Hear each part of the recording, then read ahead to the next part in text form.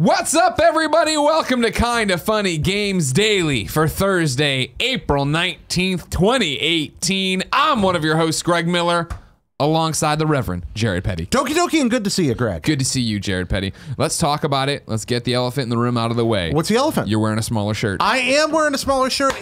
Aw. Jared Petty losing the weight. I do him a little humble brag on the Kinda Funny subreddit. Yeah, saw you in there. Thank you. But I have dropped a lot of weight, and I'm like, well, I can fit in the new shirts now. And honestly, I was kind of scared this. I was worried this one. It looks great. A little too medium. Because you came in, you asked everybody, literally everybody. Yeah. Is this okay? Can I get it? We were all like, yes, you didn't listen. And then Tim came in late and was talking, and then he just stops me with the conversation. By the way, you look great. Yeah, You look great. What size shirt are we down to now? Oh, so this is a 2X, but I don't think I fit into all 2Xs yet. I was actually wearing like a 4X regularly. Yeah. But this is a 2X, and I've wanted to wear this for a long time. This is a shirt that my friend Thomas Darnell, shout out. He's a friend of mine over from EA, and he has somebody in his family lives in a little town in Alaska where one of the Blockbusters is still open. One of the final Blockbusters. Yeah, there's a few Blockbuster videos, and they sell these shirts there. That's awesome. So he had this mailed down for me. That's rad. From his family member, and I've wanted to wear it. Now I get to, and it kind of fits. So I'm pretty excited. It totally fits. Shush. Yeah, I'm really Shush excited. your face, Jared. So losing that weight, got that ketosis life, man. Yeah. And the exercise. Eating them ball of hams. Eating that ball of ham. But you know, it's not about eating the ball of ham. It's about regulating. I ate that giant thing like for days. It wasn't like it was like a jawbreaker when you were a kid. Yeah, I just like ate like a big apple. I can't eat an apple, so I get that nice like big apple. Can't eat apple on keto. Is there sugar in it? I can't. Not on the form of ketosis I'm on, at least. It's too much sugar. I see. Pretty much any carbohydrate beyond a very limited count of certain types is just off limits for a very long time for me. Sure. Eventually, I will reintegrate those into my diet. Yeah. But at the stage that I'm in, because I'm so corpulent, you've just got to discipline yourself. And how small are we looking to get? Well, I mean, I'm still about probably 70 pounds over where I want to be. Okay. So I have a very long journey ahead. It'll take more than a year to lose the weight from this point forward still. But I'm moving in the right direction, and I think I can keep it off. I lose weight when I behave. My problem is when I stress or when I'm depressed, I tend to abuse my body and overeat. Sure. And that's really it. So you're looking pretty good yourself, my friend. Thank you. Yeah. Rode the bike into work today. I like that. Yeah, I saw you had the bike shirt. You had like the bike tights on. Oh, yeah. Today. Well, if I don't have the tights, as I showed on the Kinda Funny Morning Show, you see way too much upper thigh. Yeah, I feel self-conscious about that. I don't know. I kind of like the upper thigh. I'm sure a lot of people do, but I'm sure there's an equal number of parents just trying to get their children to school who don't need to see that. Is it like that Armie Hammer thing from that movie where what's the Oscar-nominated movie he was in this year? I forget the name. Wild Wild West. No, he wasn't in Wild Wild West. No, it wasn't Wild Wild West. He was in the Lone Ranger. No, not the Lone Ranger. It's the one where they're wandering around Italy, everything being beautiful. Call me by my name. Yeah, but I was trying to make a reference to his terrible movies. Apparently, they had to. I've heard they had to Photoshop his testicles out of some shots because his shorts were so short. Yeah. That's great. Yeah. If you didn't know, ladies and gentlemen, this is Kinda Funny Games Daily. Each and every weekday on a variety of platforms, we run you through the nerdy video game news you need to know about. If you like that, be part of the show. Write in questions, comments, concerns, everything else under the video game sun to kindafunny.com/KFGD. It's just a Google form. Then watch us record it live on twitch.tv/kindafunnygames. If you're watching live, you have a special job. Be part of the show. Go to kindafunny.com/you're wrong. Tell us what we screw up as we screw it up so we can set the record straight for everybody watching later on youtube.com/kindafunnygames or listening on podcast services around the globe, now including Spotify. No matter where you get the show, please head over to patreon.com/kindafunnygames. Kick us a couple bucks. Say we're doing a good job. Housekeeping for you. Congratulations. The Kinda Funny tourney is down to the final two. The championship starts tomorrow on Friday. Barbara Dunkelman, Elyse Willems. You have advanced to the championship. One of you will be the championship. Who's your money on? I don't know. Now it's anybody's game. Yeah. Okay. I would, if I'm a betting man and I had to, I guess Elyse. Elyse seems to have a lot of juice behind her. The internet really loves her. It's got a lot of momentum there. And Barb just came out of this knockdown, drag-out fight with DiGiorno. Yeah. 73,000 votes cast. Did you see DiGiorno's graceful bow out there? Oh, of course. Yeah, they're fantastic. I mean, we'll talk about it. I'm going to have the championship run throughout the weekend. Okay. So that it ends, and then the morning show on Monday can be us crowning the champion. Beautiful. But I think there's no doubt in anybody's mind that DiGiorno's the MVP of this. Are you guys going to make like a beautiful like retrospective 30 for 30 out of the whole tournament? Of course not. We don't have that much time. Okay. I believe a month and a half ago, Nick was supposed to go buy a shitty trophy from a soccer shop and never did. So, okay. Yeah. Huh? Do you want me to go do I'd that? love you to go do that, Kev. Thank you very much. I just love that Kevin just runs out of the room and goes buys it right now. Just leaves the show. If you're listening or watching in the first 24 hours or whatever, too, remember right now up on twitter.com/kindoffunnyvids where this entire tournament is happening, you can go vote for the worst enemy of Kinda Funny in the hatred NIT. It's Pepsi versus Chardonnay for who is Kinda Funny's mortal enemy. Ooh, so wow. get over there. I kind of like Chardonnay. Don't let Joey Noel hear you, and don't let Andrew Renee hear you. All right, Yeah, like when you come over this Saturday, you keep that to yourself. Party modes are up too, brand new ones, of course. Rainbow Six over on YouTube.com/KindaFunnyGames. Meanwhile, on Patreon.com/KindaFunnyGames for just $1, you can get the Fortnite one. It'll be up later, but it's a good one, so head over and give us $1. Meanwhile, this episode's brought to you by Hims, but I'll tell you about that later. For now, let's. Oh hey, oh wow, that does lots of honking out there. What is in the road? You think, Kevin? Why? It was the Muni, but it doesn't seem like there was anyone there. Okay. I'd love for like a tank. Yeah, just like like a military tank just going by. It'd be kind of amazing. Careful what you wish for. I was in a bar in South Carolina once and a tank drove by. It was really strange. Where were they going? Just there was a hurricane going on, and we had been running from Florida for about 20 hours. Sure. And we're stopped in this little bar because it was the first place we could find open to eat in 20 hours. And the hurricane kept following us up the coast. And just as we're sitting there at the bar and sitting down to finally get a bite to eat, a tank goes by in the street with a National Guard. And there's like a guy screaming through a megaphone for everyone to evacuate or we're all going to like be destroyed. So it was a fun day. That wasn't really a very good story. No, it was okay. I got there. Trying to destroy you. What's that? Everybody's out for you. Anywhere you go, there's some kind of disaster. Absolutely. There's always something chasing you. There's a hurricane. Well, Florida, that's just Florida life. Like sure, but like the whole the earthquake in Japan and the radiation stuff. There's some. Again, I don't hang out with me. It's a bad choice. You're like Final Destination, but it's real slow. Yeah, but the thing is, it's not like trying to get you like in the next week. It's like it's gonna. I got away again. Fuck it. We'll see him in 5 years. I'll eventually kill him. For now, let's begin the show with what is and forever will be the Roper Report. Time for some news. What's wrong, Big Kev? My throat. I don't know. I haven't talked to you today. You got a sore throat? I mean, I've had a bad throat for like. Well, you've been coughing and stuff. Yeah, I haven't heard the throat complaint though. No, yeah, it's all kind of. You taking some lozenges? No, I'm just tough Joey enough. Noel give us that Pax I had some Robitussin. Yeah. For the cough. Yeah. And that seems to be doing its job. All right. Well, 4 items on the Roper Report. Oh, Baker's dozen! Thank you for bringing the heat, even though you're not feeling great. Number 1, Fortnite breaks 25 million on mobile. This is via GamesIndustry.biz. Grossing 25 million in its first 30 days, Fortnite Mobile has become one of the most successful apps on iOS, despite launching as an invite-only test event. Since going public on April 1st, the average worldwide daily spend has exceeded $1 million, according to market intelligence from firm Sensor Tower. Second only to Netflix in terms of U.S. customer spending, Fortnite earned 9.5 million in the first 2 weeks of April. Outstripping Tinder by 1 million and Candy Crush by 4 million, Fortnite also dwarfed Pandora by $700,000, YouTube by 2.3 million, and Hulu by 5.1 million. Fortnite is currently only available on iOS, but if a Google Play version materializes soon, it could prove a colossus success for Epic Games. I think they meant colossal. I do too, but I read it as they write it. You read it know as they what I write mean? it. Makes sense. Yeah, I want to be there. I want to be accurate. Holy shit. Yeah, it's pretty great. And I think one of the things we ought to look at right away is all the comparisons here to things like Tinder and Pandora. Yes, they mentioned Candy Crush, but YouTube and Hulu. I was having a conversation the other day with a friend about Red Dead. And one of the points, my friend and I were going back and forth about that huge news, last week, where there were billions and billions of dollars spent on Grand Theft Auto and sure, that's like the most successful entertainment franchise or IP ever. Exactly. And we were talking about, the future of that whole industry. But one of the things we talked about there was that there's a real possibility out there that while we can be kind of myopic in the video game industry, we're like, well, it did better than every other game, but this art form, this medium that we're here celebrating every day here on Kind of Funny Games Daily has grown up. It just my gosh, has. yeah, right. And I think sometimes we have kind of an inferiority complex. We're kind of like the way that San Francisco treats New York. Like, we want to be New York desperately, but we're always going to be San Francisco. That's a very bad. Yeah, no, I'm getting there. New York has or San Francisco has a terrible inferiority complex. Really does. Slow it down, absolutely. right, buddy? Oh, complete. Yes.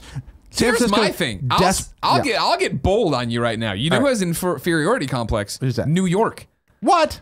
All the time. New York's great, don't get me wrong. But every New Yorker will tell you how amazing New York is on everything, no matter what it is. But that's because Pizza, New York bagels, is. whatever. It but then you go there as a normal person and you eat the pizza and your bagels and you're like, oh, this is good.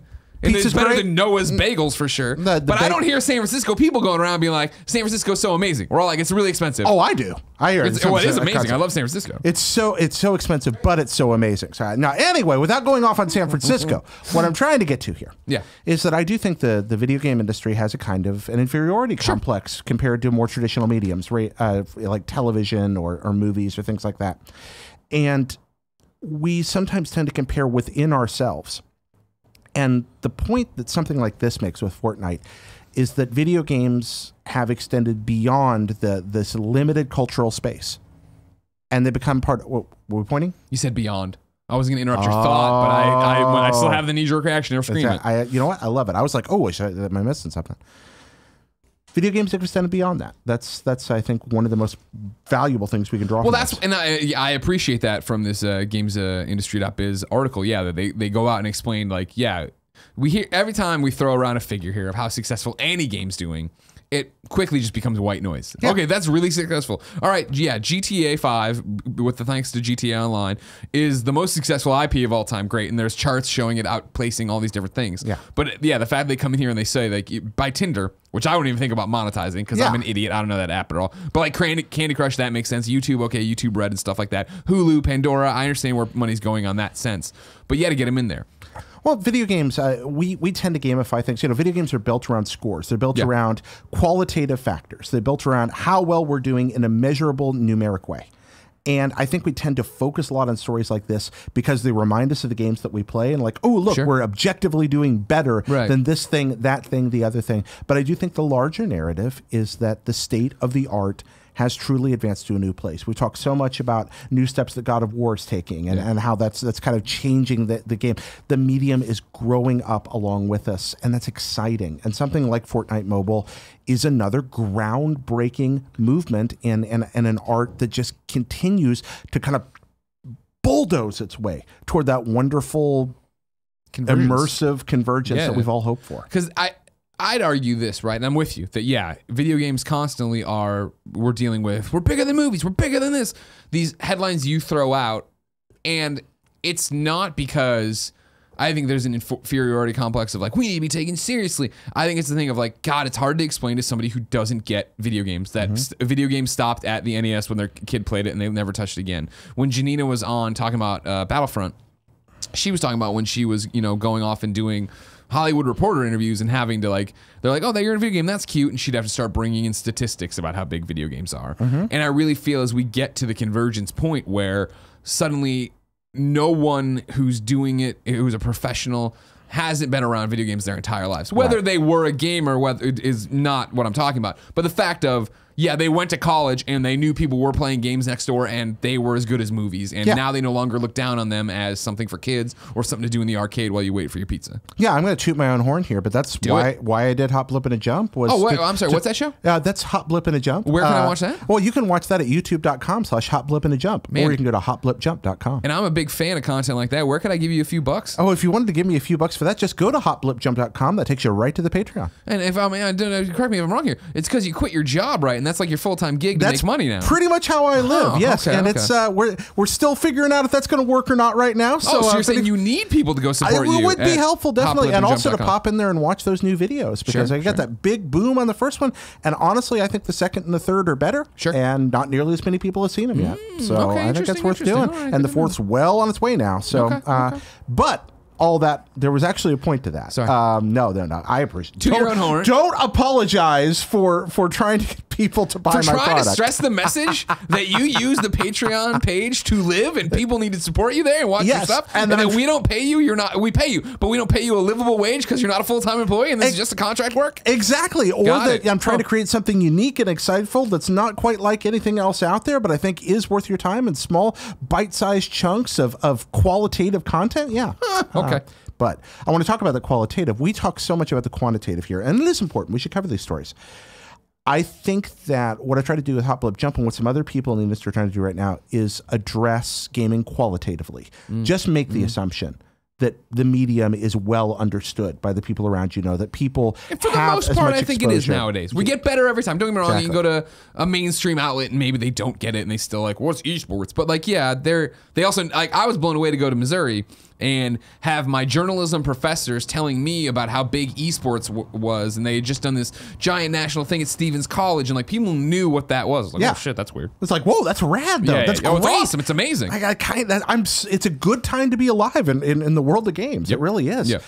And that's, maybe we can just start assuming that people understand the touch points, and we can start talking about as critics, and I understand we're not reviewers here. We're really. pundits. We're pundits. Yeah. International internet personalities. But I do think that as pundits, talking heads, ship of fools, whatever we are, we can still approach the work critically, even as enthusiasts. 100%. And criticism doesn't mean hating on it. Criticism means appreciating it. I think that's what people miss. Criticism is about appreciation, and we can start drawing the lessons from these things and teaching from them and learning from them. And that's what I love seeing emphasized. And the fact that Fortnite is reaching more people because of this financial success, and that the financial success in turn allows it to reach more people, and it has that feedback loop. That's great news for all of us across art, and that's beautiful, because this is an art form. What I love about it, right, and this is me not leaning into anybody's biases or the horrible things you hear people say, right? But so many people in our neck of the woods watching this show, doing all this stuff, right, would look down their nose at Candy Crush. And maybe they play it and they think of it as a time waster and yada, yada, yada. And so like when people are like, oh, this is doing that and blah, blah. I appreciate that usually when you hear about a game doing incredibly well on iOS, a Candy Crush or something else, it's a simpler game. It's not, I love Florence, but Florence isn't out there like raking in the dough and making headlines and doing this in terms of iOS mainstream coverage. I love the fact that here we are, Fortnite, for my money, an incredibly quality experience. A game that when I play on my phone, I am like, holy shit, how did they get the version that you play on the console over here? And again, I'm not Mr. Fortnite. I'm sure there's a million problems with it if you're playing it like as a professional kind of thing, if you're playing it as a pro player. But I love the fact that here it is, a mobile game that I think we can all agree is really, really good and is a real quote unquote game. Not that I'm throwing that around, but hey, look, it's one of our games. It's one of our passions. It's one of our ilk crossing over to an iOS device and a mobile device and succeeding above and beyond what I think people expected. And I like your point there a lot. I also think that some of the crap that mobile games get, I play a fair number of mobile games and really enjoy them. I'm hardly an expert, but I love playing them. Sure. But mobile games, some of it comes down to the simplicity of the game, but I think more of the criticism has to do with the business model around something like Candy Crush. That's a great point. Yeah, where it's like, Fortnite is not about walling the game off behind money. Fortnite's like, hey, we present an amazing product, and if you want to spend, here's the opportunity. Yeah. And I think that's maybe more where the criticism of 100%. some of this kind of stuff comes from, as opposed to because again, Florence, extremely simple. Yeah. Very simple, but absolutely no paywall. This is just a game where I purchase it once, I'm in. Yeah. That's that. I'm playing the game. And I think people appreciate knowing what they're getting and not feeling taken advantage of. Sure, like Fortnite's- Tim with Peggle on the phone, right? Yeah. Where he loves that. He says that's the best version, with the exception of the microtransactions, where he plays until he's out and then quits, or it crashes, or he does this, and he has all these little workarounds to play a little bit more without giving them money. And he would love to just give them the money. I'll pay you for this version of the game and have that game, but instead it's microtransactions all weird. Fortnite chooses to create a system where you don't have to worry about waiting to play. They're just like, no, we know you're going to buy the stuff that you want in this game. And that's the thing too, is right, it gives you the right kind of purchasable items. Yes. Where when I played it, and I've only played, a handful of hours of Fortnite, but after those first few hours where I was like, shit, this is really good. I'm like, you know what? Yeah, you've earned. I don't want to look like this character. I want to look like that character, and you've earned the money for the skin. Dota's blazed the trail. Dota's like church. I think Dota and League opened that door for everybody. They were kind of like, you know what? We have fans of this game that realize it's so finely tuned. It's so much fun. We want to start buying the outfits. I know people that have spent hundreds and hundreds of dollars in the course of a year on Dota cosmetics. One, because the cosmetics are pretty dope. Sure. And two, because they just want to support the game. It's almost like 100%. going to church. Yep. Or, Patreon. No, a lot of Patreon.com things you should support. Number 2 on the Roper Report. The Yakuza devs are working on a new IP. This is via DualShockers. Sega's Yakuza studio is currently at work on Shin Yakuza, but there's more going on among the creators of Kazuma Hold on. I know Kazuma. Kazuma Kiryu. Okay, I would have not said that way, but I did review those games and I do like Kazuma. According to Sega Sammy CEO. Oh, sorry. Haruki Satomi. As he mentioned during an interview on the Japanese magazine Weekly Famitsu. Satumi, is that what you said? Satomi. Satomi-san was talking about how he wants to challenge new IPs on all platforms. Yeah, okay. i.e. arcade, mobile consoles, and so forth. After mentioning new IPs for the arcade and mobile markets, he teased that in regards to home consoles, a new title by the Yakuza studio is already in development. He did not provide further details, but he mentioned that the fans can look forward to it. Well, this is good news because great news. Yakuza games are dope. I love Yakuza games. Yep. I burned out on them was my problem. Reviewed a bunch for IGN, had a great time with them, but then found myself struggling to get more and more excited for it. So it's like when Yakuza 0 dropped. Yeah. I jumped in and started playing it, and I was like, oh, interesting how you're doing the cutscenes this time around, blah, blah, blah. But I made this, it was a very telling mark that got under a lot of people's skin where I was just like, it's more Yakuza. Like, it was like in a Gamescast rundown where I was like, it's more Yakuza. And kids were like, no, it's not. It's this, that. And I'm like, I love Yakuza, to be clear. Like, this wasn't me insulting Yakuza. Yeah. I'm sorry. Yeah, you know. No, I mean, sometimes it's more blank is a good thing. Sometimes it's a compliment. And sometimes it's an honest compliment. And I'm really okay with that. With Yakuza, I think it's hard sometimes for people to understand that even working as professionals in the industry, there are times of year you can't play everything. You just can't. You have to make some choices if you're going to be contemporaneous with games of what you're going to cover, and you reach the point where you just had to choose something else for a time. Yeah. But on Shin Yakuza, exciting to you at all? The fact that it's more, the fact that it's more Yakuza, sure. Yeah. I don't know what they would have to do to Yakuza to make me go, oh, I got to fucking play this. Well, Shin means new, so new Yakuza. Well, this is the idea, right? That this is from what reading about it, right? It's supposed to be, the idea is that it's the sequel to Yakuza 0, but before Yakuza 1, so it's like Yakuza 0.5 or whatever. Yakuza 0.5. It's fitting right into this space still, where it's still in that prequel range. But I want to see the studio do something new. Yeah, I mean, they're talented guys, and I love the games. Exactly. And you can only create the same version of something over and over and over before creatively you want to reach out and try something new. Yeah. They're obviously at that point. And how amazing is it we're sitting here talking about Sega published games that we're looking forward to? What happened to the world? Well, I mean, it's the craziest thing of like the fact that Yakuza 0 hit. That Yakuza 0 found an audience of new people who hadn't played Yakuza. Because, I'd been playing Yakuza and reviewing Yakuza. I think my first review was PS3, right? But I was aware of it on PS2. And it was like that thing of, I was reviewing them and playing them for a very small niche, you know what I mean? And now to see it actually be there, where now there's a whole bunch of people that care, it's like fucking rad, yeah. This is why I think it's important to cover smaller games, what we used to call the double A's, sure. And also some independent games that go on to become franchises. There's a tendency, obviously we live in a click-based industry, of course, that rewards immediate trends. But sometimes it's really important to stay contemporaneous with very good things that are not succeeding as well as they should, like Monster Hunter or Yakuza or Persona, off, right? Or because someday people finally notice quality. Give it enough time and they're going to find it.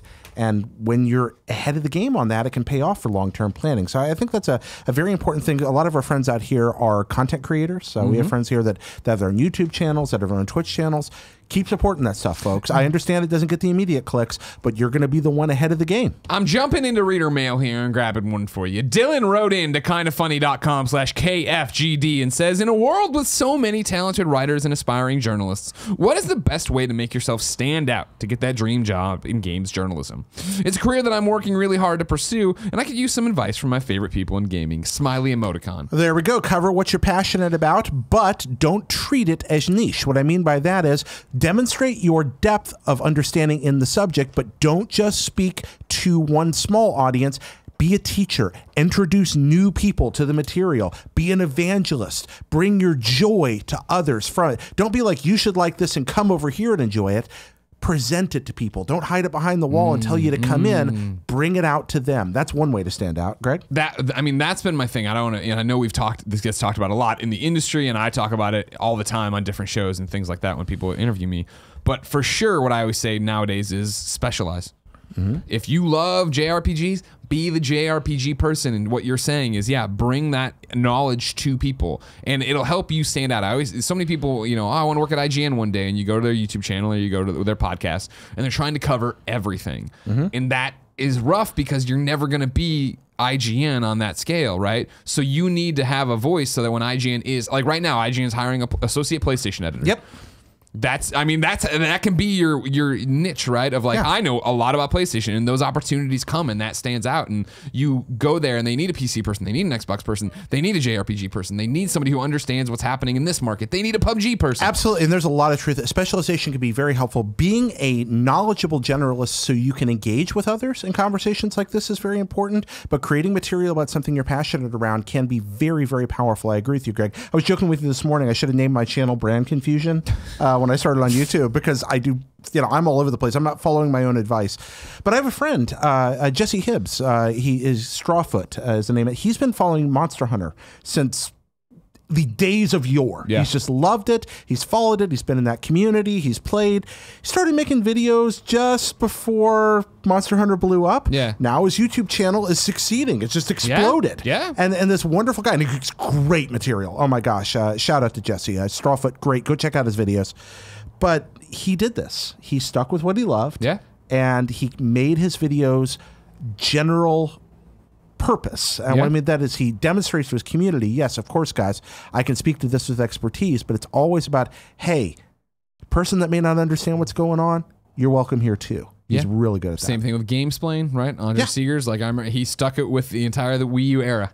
He's like, nope, still a Nintendo site. This is what I do. And I was like, all right, man, good luck. And now that Switch is here, it's like everybody comes to him as like a definitive Nintendo source. Yeah, well, I mean, you and Gary were talking yesterday about everybody jumping on the Battle Royale bandwagon. Sure. And, you know, sometimes you want to jump on a bandwagon if it's your thing. Fine. If it's your bandwagon, enjoy it. But don't just hop in because everybody else is, because you'll just drown. Popular. I'm going to try to get clicks on it. I'm going to try to jump in and do it. Exactly. It was the same thing. IGN struggled for years while we were there of, fuck, we've missed the Minecraft boat. How can we make Minecraft relevant to our audience? Blah, blah, blah, blah, blah. And it wasn't until years later when it came to PlayStation where I was like, well, I'm going to play, and Brian wants to play with me, but like, we don't know anything. We don't know. And that was what that show was. And it was fine and popular. That series was hilarious. And it was the same thing with SimCity, right? Where when SimCity dropped on PC, the one that closed Maxis, I was all in, so I did like a million videos there that found an audience because it was me being incredibly passionate in the same way I'm passionate about PlayStation, superheroes, and everything else. Be passionate about what you do and do it every day and get better every day. Number 3. Map selection is coming to PUBG on PC. This is via the Steam page where they wrote, map selection is something that players all over the world have continuously asked for. We take your feedback extremely seriously, but we also want to be thoughtful about how we implement changes to PUBG. And we knew that map selection posed a couple of problems we needed to seriously consider. They go through and list the problems, but then they go, then they start getting into the details. You can select the maps you want to play with a click. If you don't want to play a map, simply unselect it. If you've selected more than one map, the game will randomly pick one for you each time you start a match. Work on the feature is almost complete, and we plan to release it soon after implementing it on the test server. As with every feature in PUBG, we'll continue to make improvements to the map selection feature over time. PUBG will never stop evolving as long as you continue giving us feedback, and we promise to always do our best to provide you with a satisfying and special game experience. No surprises here. PUBG wants players to enjoy the game, and they're providing what they can as fast and as well as they can. Excellent. Good for them. Yeah. Would you like a deal of the day inserted in here? Drop it in.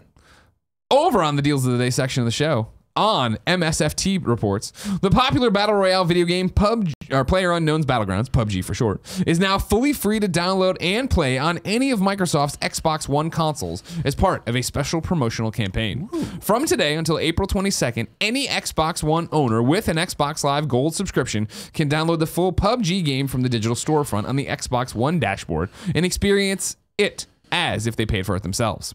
After the 22nd, any progress made in the game will save to the cloud, so anyone who chooses to buy it in the future can pick up where they left off this weekend. It's hard to get a better deal than free. Agreed. Yeah. And nice, and it's them being aggressive, right? Yeah. Well, all right, let's get this in more people's hands. Let's get it out there. Let's not worry about this Fortnite business and all this. Well, they got to. They got to come out swinging. Of course they do, yeah. There's room for these two games to coexist in the world. There's enough dollars out there, I think, but PUBG blazed some trails there, and they need to move quickly, and they're doing as well as they can. Do you think there's a future where PUBG goes free to play and tries to ape this, where cosmetics you can buy this and do that? No, I don't think that. Not immediately. Maybe in the long term. No, it's me. Oh, it's you. Okay, I'm taking these hand signals today. Jen went hiking today. Okay. And so beforehand, she asked me to put sunscreen on her back, and I was like, yeah, I still smell like sunscreen. Oh, okay, see, what I got going on here is I've had a bit of a cold. I'm just getting over it. Sure. I thought you were signaling runny nose. I had snot coming out in my mustache. You look great. This is the best you've ever looked around me. Really? Best I've ever looked? I need a haircut. And a beard trim. What's that? I do. I need a haircut. I got the fuzzy on the sides. I got the fuzzy sides. But I'm building this. It's kind of soft though. You want to touch it? Sure. Yeah, it's kind of fun. That's good. All right. But yeah, I mean, no, I don't think they go to free to play anytime soon. I think that their business model is built around a very different thing, and they've got a game to deliver. So, I mean, they're just now moving out of that early access period, so I don't see it immediately. What about you? What happened is on Kind of Funny Games Daily, or it's kindoffunny.com/KFGD, someone wrote in and was like, holy shit, PUBG's going free to play. What do you think about this? Blah, blah, blah. And I was like, what? And they linked me to Mike Ybarra from Xbox's Twitter account. And I worked back through what they're talking about, found the actual article, and I was like, oh, it's a fraction of time. Yeah. But then it was the question of like, but I wouldn't have been shocked if they did that. It would have been surprising because, wow, what a change in course. But with all the success Fortnite's seeing, and I'm not on the other side of what Xbox is seeing currently with PUBG and all these different models and what they're going for, it's interesting on how you get people reignited and re-excited for PUBG. Not that they're not excited, not that Kevin doesn't love PUBG, not that people don't love PUBG, I love PUBG, but the fact that every day Fortnite's got new things dropping and there was news, I didn't put it in the Roper report or anything, I saw somewhere for Fortnite that they are bringing 50 back because that was such a success. Like, Fortnite's in the news every day. Yeah, it is. And I understand, I just don't know, shifting, let me put it this way. Shifting your revenue model is not a trivial concern for a developer. True. And the question would be, if they did try to compete free-to-play anytime soon with Fortnite, they would effectively have to retool their entire revenue model, which means retooling their production model, because they're going to have to produce all kinds of cosmetics that they're not right now. They're going to have to give you new kinds of rewards, and that means realigning internal teams, hiring new staff, restructuring the entire plan for the game moving forward, abandoning their revenue promises to whoever's involved on that end already, and I just don't know if you can make that kind of switch quickly and it succeed. I don't think that they can compete with Fortnite in that space. I think they're probably better off accepting that they're going to have a large but less huge than they used to audience, and then take their revenue and go. Okay. I agree. I'm just checking in because it's one of those, I could see that randomly happening, but usually when we see a game go free to play, it's trouble afoot. I don't think PUBG is saying there's trouble afoot right now. No, I think it would take them a year to realign and do it properly. Number 4, final item on the Roper report. Jared Petty added this one. Neo Geo Mini May Be on the way. This is via Twinfinite. NK is hard at work on a new piece of hardware that will compact. Oh, that's SNK. Sorry. SNK is hard at work on a new piece of hardware that will come packed with a special collection of Neo Geo titles. As part of the company's 40th anniversary celebration, it looks like SNK could be putting together something like a Neo Geo Mini following Nintendo in Sega's lead. The announcement was made in a tweet from the official SNK account, thanking fans for their support over the years and making everyone aware of the company's plans to come out with something new. I'm like mid-yawn burp. Like I can't figure out, my body can't figure out what it wants to do. You can't a yawn burp? Let's see. Let's try it. Just breathe. Just deep breaths. Deep breaths. Oh, wow. You're down the command. Kevin hates burps. Kevin hates burps. You don't like the burp? Yeah. Damn, now he's just torturing. He has that power. Here comes the tweet. This year, SNK celebrates its 40th anniversary. It is with gratitude towards the fans who have supported SNK's titles, including The King of Fighters, Fatal Fury, Samurai Showdown, and Metal Slug, that we introduce a new game machine that compiles the popular titles of Neo Geo. Please look forward to it. The future is now. Yeah, that's a translation from Japanese. They always want us to look forward. Please look forward. Please look forward. Exactly. Oh, why would you look behind? Although, in this case, they're looking behind to look forward. Let's look forward to the back, yeah. So SNK, roughly translated, the New Japan project has been around for a very long time. They made the Neo Geo. Before that, actually, we talked about this not too long ago on Games Daily. They're releasing a collection of their 80s arcade and console games for the exclusively the Switch sometime soon. That's coming out. And now they're like, hey, we're going to make a little maybe Neo Geo Mini or something like that, which we've already had the NES and the SNES minis. And then there's this little Mega Genesis Drive things thing. coming, Exactly. yeah. And then looks like there's going to be a Neo Geo one. So Neo Geo has a pretty huge library of pick up and play games. That's why I'm interested in this. A lot of these have already been released on other platforms as part of... We have a whole bunch coming to Switch, right? Like we always have every Thursday. There's the ACA, Neo Geo, whatever. Here comes something. Arcade archives. Yep. But what I like, the reason I think this might be a good idea for them is that if they do it right, if the hardware's well put together, these games are all arcadey. They are the perfect kind of game for buying on one thing, sitting down with a friend, playing for half an hour, letting it sit for a few days, getting it out. They're just pick up and play games. Almost everything that ever came out for Neo Geo was that way. High degree of mastery, but very easily accessible. And I think it's a good fit. Also, SNK has a spectacular library of games, a lot of which still look really good run through emulation. So I was kind of excited about this. I like the Neo Geo. It was a neat piece of history, and a lot of these games hold up pretty well. Do you think Sega and Neo Geo, or SNK, have their expectations realistically set? Is this a race to, holy shit, we can do half the numbers that Nintendo did, which I don't think they can? Or is it just the fact of, oh man, people like these little things. They like, let's get our games that we already have somewhere else and try to do the investment cost, yada, yada, yada. I think it's a second with the case of SNK. I mean, who knows what Sammy's thinking? They're primarily a pachinko and rights holding company at this point. Yeah. But they've already got good emulation relationship out there. Hamster does a lot of work for them. It's really good. And so they're probably like, yeah, we can stick a freaking Android motherboard inside a Neo Geo shaped case, make a decent controller. That'll be the test of the thing, because the Neo Geo controller was freaking awesome. It was a great controller. Okay. And the question is, are they going to be able to duplicate that feel at low expense? But if they can do that, then it's going to be a really, really fun boutique product. Okay. Yeah, I look forward to it. That was the only arcade machine you could put in your house. I mean, Neo Geo cartridges were the arcade boards. They were literally switch outable. And they used to cost like $200 a game. And now they're, $8 a game. But they're a lot of them are still pretty. Last Blade and Last Blade 2, man, two of the best fighting games ever. Oh, okay. Windjammers. Speaking of jams, Windjammers, of you got course, the Windjammers going on. You got a lot. You got Metal Slug. You got In the Hunt. Oh my gosh, so much good stuff. Well, Jared, I'm excited to see what happens with it. I'm excited to see what happens with it too. And I just think I'm glad this whole trend's going on. But still, this trend and these things, they're so far away. They are far away. If I wanted to know what came to the digital mom and grop shops today, where would I go? My friend, I'd go to the official list of upcoming software across each and every platform is listed by the Kind of Funny Games Daily Show hosts each and every weekday. Yeah. Kevin, give me a throat report while your mic's out. How you feeling? You want to go? You want itchy, should I get you some popsicles? No, I'm okay. Well, actually, I don't. No, I'm okay. Yeah, I'll go to Walgreens. I'll get some popsicles. All right, thanks. Okay. Here you go then. Remember, it's Thursday, so when I get to the Switch stuff, and I'll stop giving you platforms because I'll come to Switch because they are insistent on drowning that platform in games. The April update for Forza Motorsport 7 arrives today, bringing brand new features, fixes, and improvements based on community feedback, and a new collection of vehicles to the game. That's all via Xbox, of course. Psychonauts in the Rhombus of Ruin is now on today, just out of the blue, on HTC Vive and Oculus Rift for $20. Metal Max Xeno is on PlayStation 4 and Vita. And here we go. ACA, Neo Geo, Real Bout Fatal Fury Special. BAFL, Breaks Are for Losers. Football Manager Touch 2018. Manicore, Galaxy on Fire. Neo Atlas 1469. Party Trivia. Shelter Generations. Skee Ball. Wild Guns Reloaded. Stop right there with Wild Guns Reloaded. Lay it on me. What That's exciting. All right. Anybody remember Wild Guns? No. All right. Wild Guns is a Cabal shooter from the SNES era. You ever play Cabal? No. Okay, Cabal Shooter is a kind of game where you got a character at the bottom of the screen that's kind of in the foreground, and then the background is most of it, and there's a crosshair. When you both move your character and move the crosshair.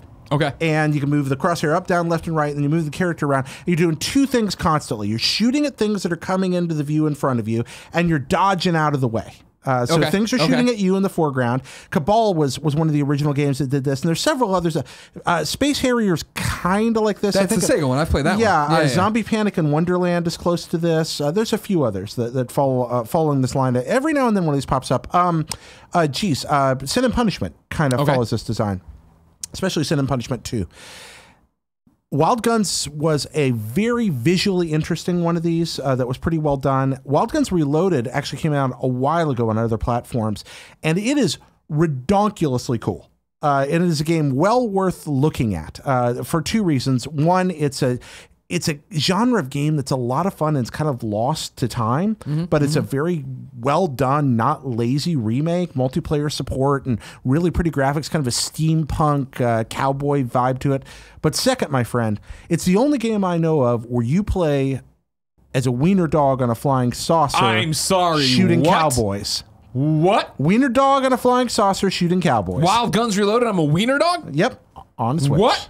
That's right. 4 choosable characters, one of them, wiener dog on a flying saucer. Well, you just earned yourself a download, Wild Guns Reloaded. That's yeah, it's a fun game, though. Yeah, it's a neat game.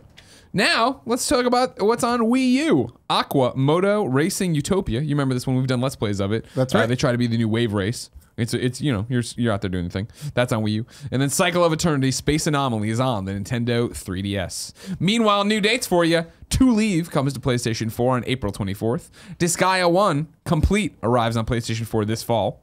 Battlezone Gold Edition will launch May 1st on Xbox One. Starship Corporation is launching out of early access on May 3rd.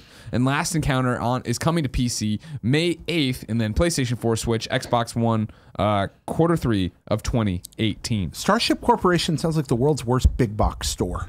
Like something, like they got rid of the Target, but we got a Starship Corporation now. Whatever, it's boring as hell. Deals of the day for you, as I already mentioned. Yeah, PUBG is free for the weekend. It's just the weekend actually. Then, did you have this VR spring sale? What? No, I didn't know that. I thought so. I saw Andrea Renee pop up in the doc today, and I was like, that's an interesting one. She's not on the show. Wait, why is Andrea in the doc today? Because she wants to be supporting things and making sure we get everything. She's the busiest lady in the business, but she still makes time for this. I'm a little worried about something. The other day, I'm sitting at we have the guest desk. Yeah. You know, we have like the desk, we the part-timers, we come in, we sit down, we work. So Andrea and I are co-hosting the other day, and I'm already here. Andrea comes in, and I'm endeavoring to be, so I'm like, hey, would you like the desk? Yeah. And she's like, no, thanks. I'll go sit at Greg's. Yeah, yeah. Now, was she being polite, or was that a power play? Move? That's a power move. I think so too. Going back in the founder's room? Jeez. Yeah. Anyways, Andrea chimes in and says, the VR spring sale is happening now on Steam with over 900 titles on sale and savings up to 90% off. Celebrate virtual reality with great deals on Steam through Monday at 10 a.m. Pacific time. For more, you go to the store.steampower.com/sale/VR spring sale. Thanks, Andrea. Now it's time for reader mail. But first I want to tell you, it's brought to you by Hims. Do you want some help keeping your hair? So many people do, and that's where forhims.com comes in. It's a one-stop shop for hair loss, skincare, sexual wellness, and more for men. It's easier to keep the hair that you have than to replace the hair you've lost. Right, Jared? Right. Right now, Nick and Andy are doing this. You go on the site, you send in photos, they give you a consultation. You need to talk to a doctor, they'll let you talk to the doctor, and then they give you Him connects you with real doctors and medical grade solutions to treat hair loss. Well-known generic equivalents to name brand prescriptions to help you keep your hair. There's no waiting room, no awkward doctor visits. You save hours by going to forhims.com. Right now, my listeners get a free trial month of, nope, that's not right. Get a trial month of Hims for just $5 right now while supplies last. See the website for full details. This would cost hundreds if you went to the doctor or pharmacy. Go to forhims.com/gamesdaily. That's forhims.com/gamesdaily. Just like Nick and Andy did to keep their hair. forhims.com/gamesdaily. R.I.P. my flowing locks. Yeah, you did have long hair. I did. I had Fabio hair. I mean, I had some hair. Jared Petty. Yes, my friend. Let's get philosophical. Oh, I love that. Zuko's Honor writes in to kindafunny.com/KFGD just like you can and says, hey guys, first time, long time. I am a manager at a GameStop and as such see how much pre-owned is part of our business.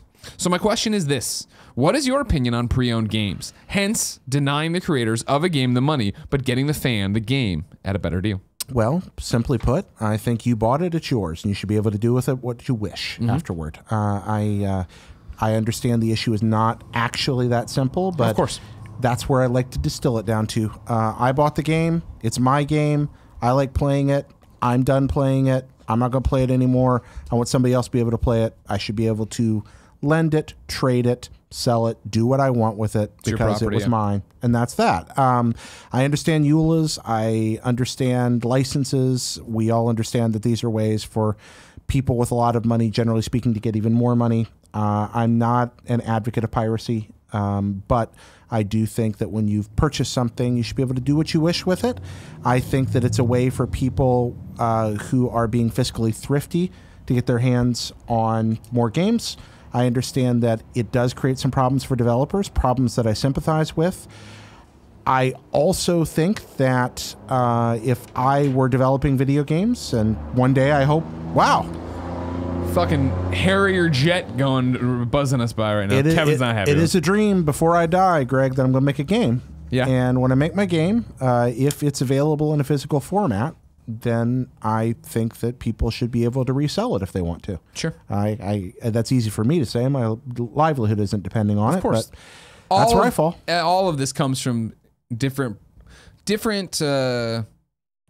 viewpoints on the same position, right? We're all dealing with the same problem in quotes or the same issue, but it's all how you slice it, right? Like I've talked about it a lot. I don't buy used games. When I do buy games, I mean, like, right, I get a lot of games for free. Majority of my games are free. I don't need to buy anything for review or whatnot. But when I do buy a game, I don't buy used. And it's not a giant stance of, no. Well, first off, now it's because I'm digital. So let's even dial it back years when I'm at IGN, right? And I'm going out to buy stuff at GameSpot or Stop. I'm buying new. And it was always that thing of the old days of GameStop. It was like, what, you're saving $5. It never seemed like it was worth discs. I had friends who get discs and they had scratches on them. They didn't work or something. The manual's missing. Right. I love that. I love getting a game or loved getting a game and cracking the plastic. Oh yeah, it's a good feel. Smell and everything else, right? Like that's what it was about for me. But on some level, I'd like to think it was, I want to make sure my money's going to the people. But that was me as an adult now, right? Back at GameStop in Columbia, Missouri, back when I did go to Slackers, the show or the mom and grop shop I talk, right? I definitely, even if I'm buying new, I definitely traded all manner of things. And that's how I was able to keep my gaming addiction going. And the fact that, all right, cool, it was time to get the next system or time to get the next thing, which meant trade in all the old shit. Let's go. Or I'm just cycling games to get $20 off, so I have a little bit more to move on. And I love what you said about Slackers there, because that's a part of gaming culture that I really loved, and those mom and pop game stores in particular, and used games were a huge part of that. And the few that remain rely largely on used games, because 100%. There's a lot of retro sales that go on places like that, or a lot of customer loyalty. People will come in and buy stuff there. And so I do think there's room for plenty of fingers to be in the insanely lucrative pie that is, especially AAA gaming. I really don't feel bad about buying a used AAA game. I tend to buy new versions of smaller games that whenever possible, actually, because I want to make sure that I'm supporting developers that, are often creating these things on a shoestring budget.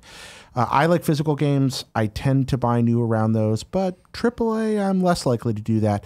And the more a developer puts in incentives that keep me from fully utilizing a game if I don't buy a new one, the less likely I am to buy the game at all. Sure. Like the old days of online passes and this, that, and yeah, I just don't want to buy them. Sure. I'm like, oh, no, this is obnoxious. But part of that's because I love history. People have called me a historian before, and I think that's unfair. I'm a teacher. I'm not a real historian. Real historians are out there doing primary source work. Those are people like Jeremy Parrish or Frank Cifaldi or Chris Kohler that are actually doing real work. All I do is talk about stuff other people do. Yeah.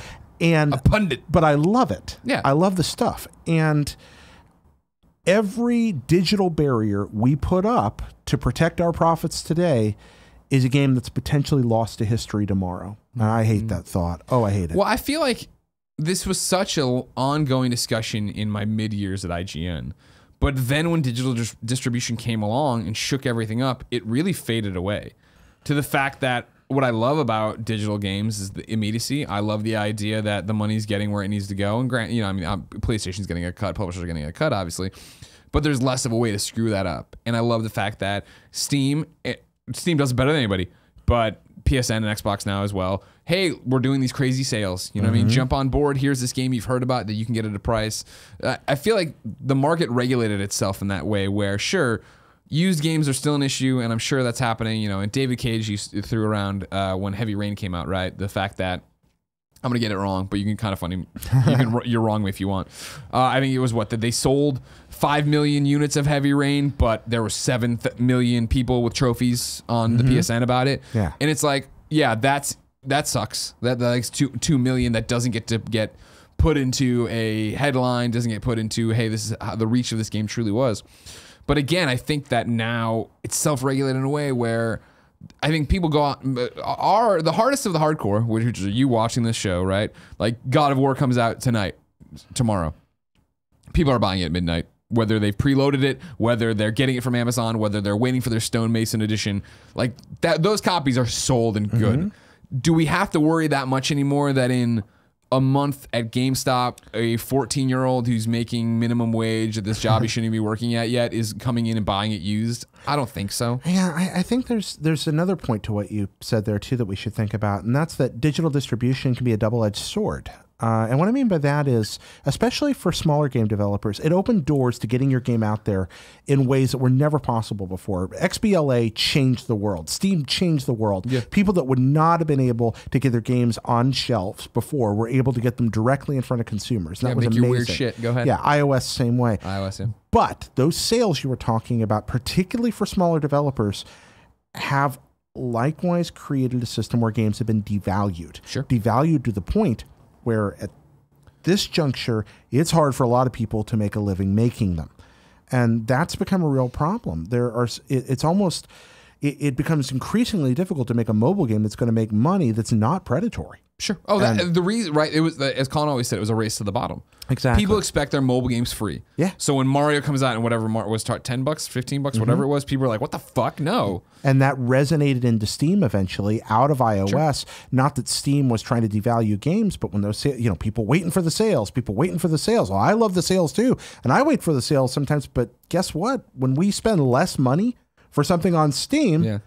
Well, then that means there's less money to go around for the dev and Steam and the rest, and that's still crazy. So there's that end too. But the problem I have with that, and that argument is 100% just and valid, don't get me wrong. The argument then becomes, well, sure, but nobody wanted that game. Like, it's free market economy, right? Of like, well, nobody wanted the game at $20. They will take a chance on it at $5 or $4. The question is, did they not want the game at $20, or did they know that if they waited 3 months, it would be 10? Sure. And that's the question around Steam sales, and also again around that free market. The problem is that if you follow that for too long, you have a lot of good. Think about how many copies. I'm so glad Cuphead succeeded. Yeah. But good Lord, how many copies they had to sell for that game to be profitable? Yeah, to get their house out of mortgage. Yeah. Yeah. I mean, it's nuts. People shouldn't have to do that to make good video games. Sure. It should not be an insane life risk to create art. And when I say should, that's a dangerous word.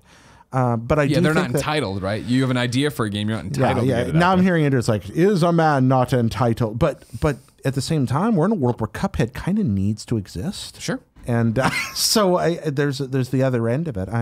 But there's so many games that, and I'm not trying to be a dick, but do they need to exist? I'm not naming names here, right? There's so many, because and this is the pro and the con of it, is that anybody can be a game developer. Anybody can go do this, but do you need to mortgage your house and all stuff? If you, and I want to toss out a quick promo for the Gamescast. So Gamescast, of course, goes live tomorrow, patreon.com/kindoffunnygames, and then it'll go live on Monday. The deal is different, right, this week, because there's an embargo that lifts on Monday, so we can't do it live, and we can't put that discussion part into the episode that'll be at live on Friday. All that doesn't really matter. If you get the Patreon episode or you get the YouTube episode, in it is an interview I did yesterday with the developer of Where the Water Tastes Like Wine. Because if you remember, we had a story on here about how he's like, I don't think a game like this can exist anymore. And I brought him in to talk about it. And this is literally the conversation, but from a developer standpoint, of him saying stuff like, they're like, yeah, he's like, and he brings up Cuphead and how they mortgage house. And he's like, don't do that. Like, you know what I mean? Like, we have to be honest about what this is. And he wrote, this, it is, I would say, brutally honest, post on Medium about, hey, the game didn't sell well, and here's what we did wrong, and here's where, blah, blah, blah, and it gets to the point of, I don't know if a game like this can exist anymore. But I'm talking to him about it, he's talking about the fact, yeah, this is more of a canary in the coal mine I want for other indie devs. Yeah. That other indie devs and people getting into it. Because he's like, indie devs know. People though who are launching their dreams and quitting their job and making their own studio and doing, you have to know how tough it is to make this. There are the success stories, but it's not like it used to be. Well, we don't write stories most of the time about failure. I mean, we don't like failure. Particularly as Americans, we tend to stigmatize failure. Even people don't like the idea that you can do everything right, make something wonderful, and absolutely fail. Yeah, you won't find a market, and this is not going to be for people. And we don't write news stories about that. We write news stories about Cuphead selling a gajillion copies. And we don't write stories about the dozens of developers who created fantastic video games that you will probably never hear of or play. And who lost everything doing that. Yeah. That said, on the consumer end, with this final part of this question, sometimes you just ain't got no money and you want to buy a used game, and that's okay. Yeah. Jared, I got 2 God of War questions for you. No spoilers, everybody. Don't panic. All right. I'm going to start with Shofei27, who writes into kindafunny.com/KFGD and says, "Hi, beautiful Kinda Funny people. Hey, what's up? I have a God of War question for you. Do you think that the step up from God of War 3, parentheses, which I intensely disliked, this is him, not me, to God of War PS4 is better or worse than the step up from Resident Evil 3 to Resident Evil 4? I can see a lot of similarities between the two. Thanks so much and have an awesome day." You have to answer this on your own, because I didn't play RE3. RE3 versus RE4 is, that's kind of like comparing a tricycle to a Tesla.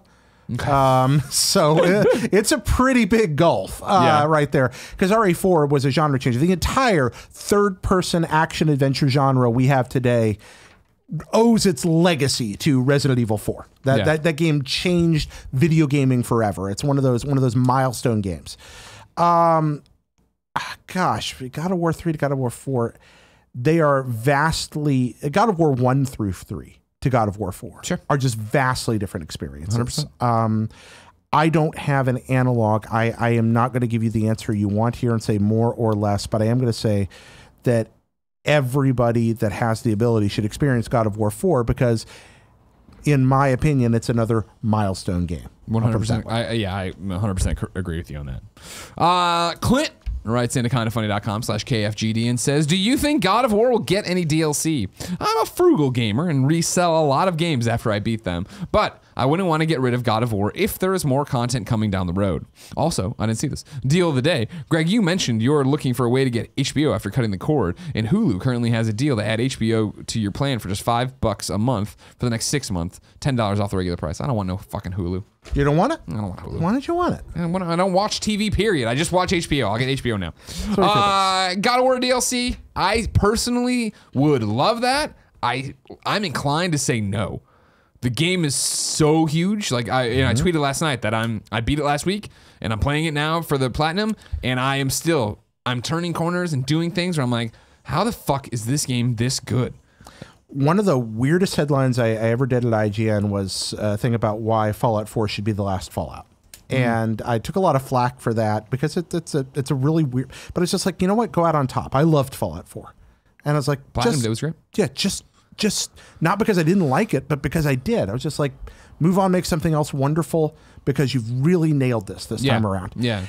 I don't want God of War DLC. Yeah. Not because it wouldn't be amazing. I'm sure that team would make something great, but I kind of want this to stand on its own. It's so good enough to do so. It is such a masterpiece, and to continue to play it, and there's so much to do, and there's so much to explore, and like, I'm compelled to play. Like, I'm obviously trying to platinum it, but that's just a bonus to it. Like, I would continue to play this game even if I hadn't. If there were no more platinums, I would go or no trophies to get. Like, the stuff they are doing, the new areas I am finding, the new things I am doing. What a fucking game. Jared, it's time to squad up. This is where one of you writes into kindafunny.com/KFGD. Give me your name, username, platform of choice, and why you need help in video games. Today, Tyler needs help in Fortnite.